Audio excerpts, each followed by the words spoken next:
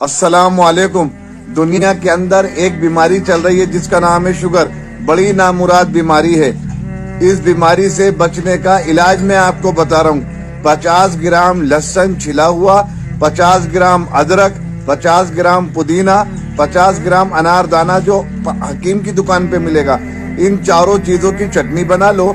और जिसको शुगर है वो एक छोटा चम्मच दोपहर को खाना खाने के बाद खाए, एक छोटा चम्मच रात को खाना खाने के बाद खाए।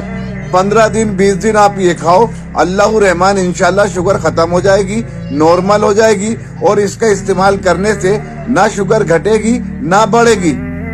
और इस वीडियो को ज्यादा से ज्यादा शेयर करना ताकि ये लोगों तक पहुंचे। और हो सकता है ये किसी शुगर के मरीज के पास पहुंच जाए, वो इस दवाई को बना के खाए, अल्लाह उसको सेहताब कर दे, अल्लाह उसको शिफा दे दे। तो भाई ये सदका जारिया है, सवाब मिलेगा।